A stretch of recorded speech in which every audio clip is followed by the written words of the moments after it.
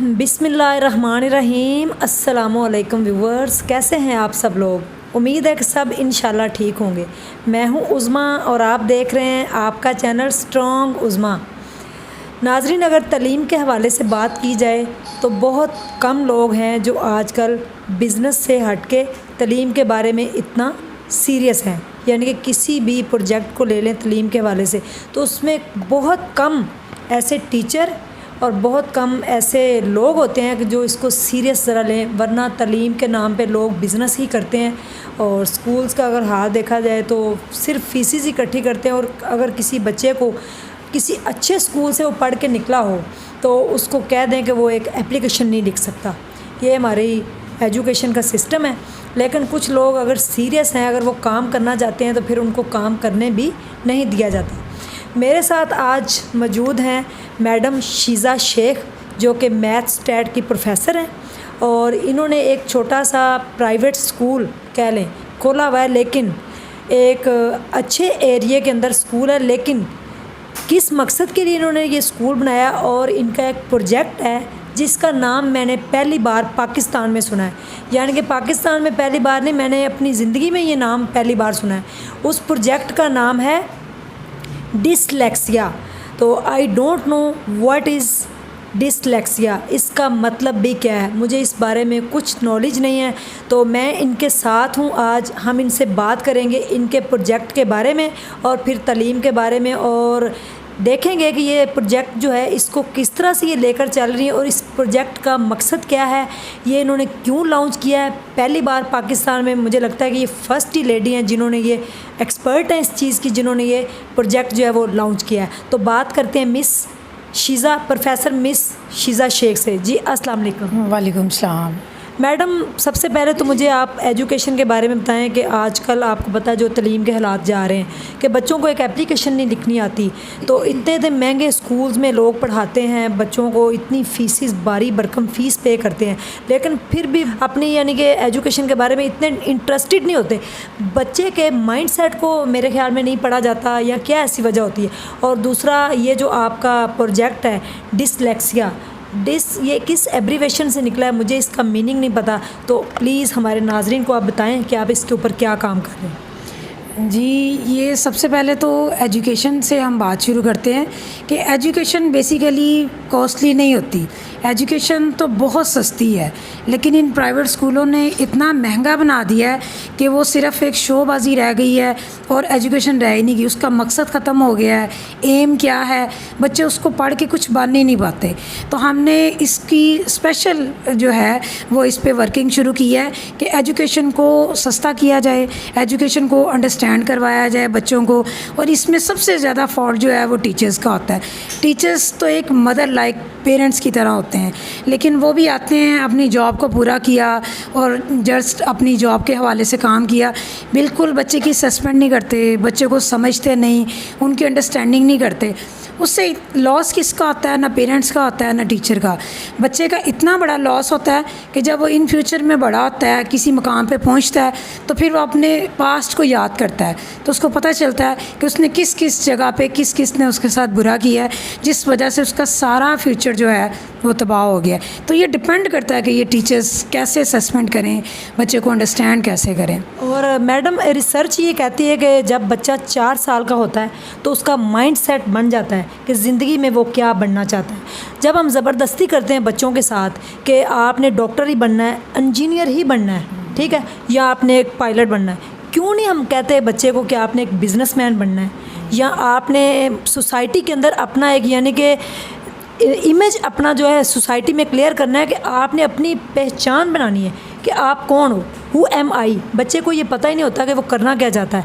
तो आपका जो ये प्रोजेक्ट है उसके बारे में बताएं। और जो बच्चा होता है जिसका माइंड सेट हो जाता है 4 साल की उम्र में कि उसने क्या बनना, जब उसके ऊपर वालिदैन जो होते हैं वो ज़बरदस्ती ये थोम देते हैं कि आपने डॉक्टर इंजीनियर के अलावा कुछ नहीं बनना, तो बच्चा उसके अंदर क्रिएटिविटी इतनी होती है वो कुछ और बनना चाहता है, तो फिर वो डबल माइंड हो जाता है, या वो लाइफ में पैशन और प्रोफेशन को साथ नहीं लेके चल सकता। जी, बेसिकली तो पेरेंट्स को अंडरस्टैंड करना चाहिए बच्चे को। 4 साल का बच्चा अच्छा खासा अंडरस्टैंड कर सकता है। लेकिन पेरेंट्स चूँकि आजकल आपको पता है मसरूफियत, सब बिज़ी, कोई अटेंशन नहीं देते। फिर दूसरी रिस्पॉन्सिबिलिटी आ जाती है टीचर्स के ऊपर।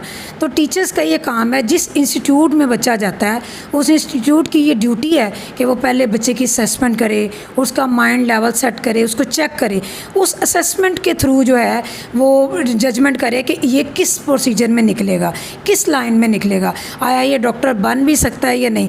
हो सकता है वो डॉक्टर से ज़्यादा कुछ अच्छा बन सकता हो या कुछ क्रिएट ही कर सकता हो, डॉक्टर ना बन सकता हो लेकिन कुछ और क्रिएट कर सकता हो। जैसे आपने ये सुना होगा एलॉन मस्क, ये बड़े मशहूर हैं आजकल। वो सबसे ज़्यादा जो है वो रिच पर्सन है इस वर्ल्ड का। किस वजह से?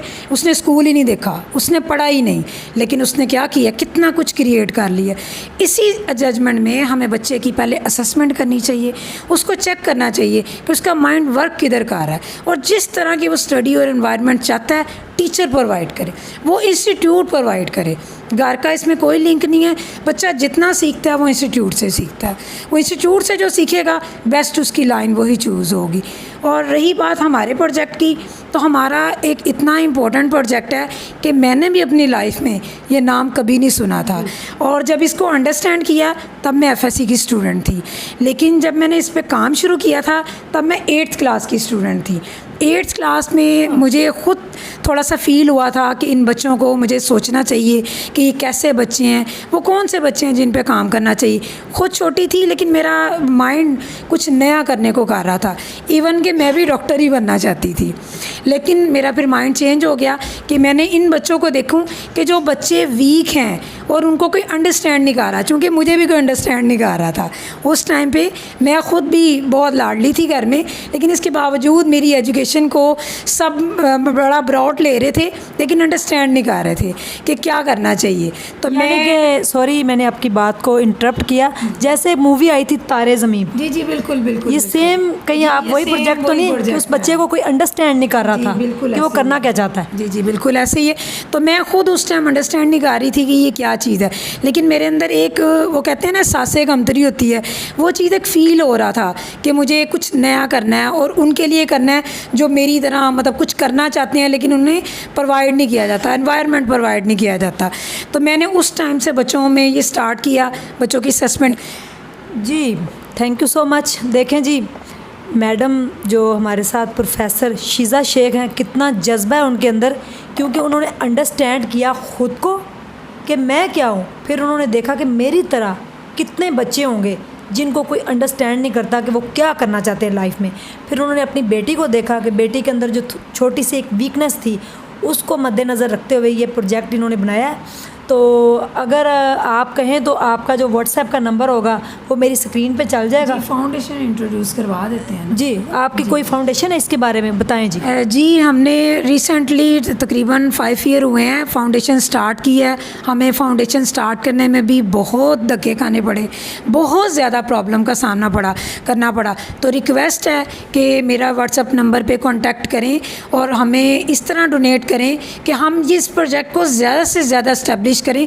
ये हर घर की ज़रूरत है, चाहे वो अपर लेवल क्लास है चाहे वो डाउन है, लेकिन ये हर घर की ज़रूरत है। हम ये मैसेज पूरी दुनिया में कन्वे करना चाहते हैं। और आपके पास लीड क्लास के बच्चे आते हैं, लोअर मिडिल क्लास या लोअर प्राइमरी क्लास के?